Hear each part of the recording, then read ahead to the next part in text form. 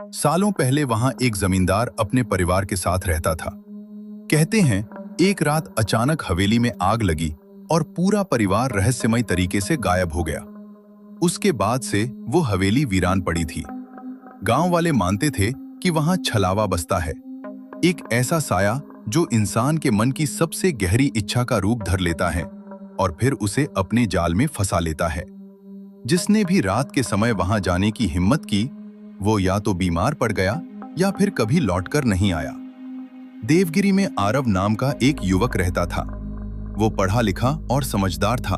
शहर से पढ़ाई पूरी करके लौटा था। उसे इन बातों पर विश्वास नहीं था। उसके लिए ये सब डर और अंधविश्वास की कहानियां थीं। लेकिन उसके मन में एक खालीपन था। बचपन में उसकी मां की मृत्यु हो गई थी। वो हमेशा सोचता, काश एक बार उनसे मिल पाता। एक अमावस्या की रात जब पूरा गांव अपने घरों में सिमट गया, आरव चुपचाप हवेली की ओर निकल पड़ा।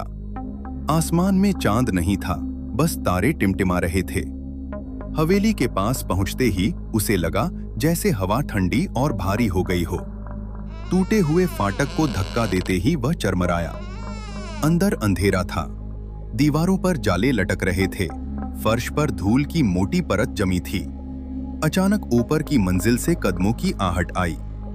आरव का दिल जोर से धड़कने लगा, लेकिन उसने खुद को संभाला और सीढ़ियां चढ़ने लगा। तभी उसे वही आवाज सुनाई दी जिसे वह सालों से अपने सपनों में सुनता आया था।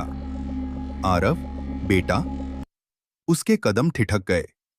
सामने उसकी मां खड़ी थीं, सफेद साड़ी में, वही स्नेहिल मुस्कान, वही आंखों की ममता। उसकी आंखें भर आईं। मां, क्या सच में आप? हाँ बेटा, वह बोली। मैं हमेशा तुम्हारे पास थी। तुम अकेले नहीं हो। आरव का मन डगमगाने लगा। उसने सोचा, शायद गांव वाले गलत थे। शायद सचमुच कोई आत्मा उससे मिलने आई है। उसने हाथ बढ़ाया।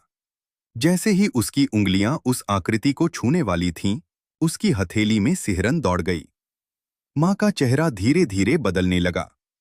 आंखें काली हो गईं, मुस्कान डरावनी हंसी में बदल गई।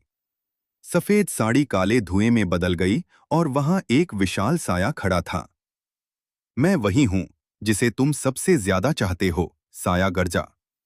मैं तुम्हारी अधूरी इच्छा हूं। तुम मुझे नकार नहीं सकते। आरव का दिल कांप उठा। साया उसकी यादों के दृश्य दिखाने लगा। मां के साथ बिताए पल, उनका स्नेह, उनका बिछड़ना। वह भावनाओं में डूबने लगा। अगर तुम मेरे साथ चलो, साया बोला, तो मैं तुम्हें हमेशा के लिए तुम्हारी मां से मिला दूंगा। क्षण भर के लिए आरव का मन डगमगाया। क्या वह सचमुच अपनी मां से मिल सकता है?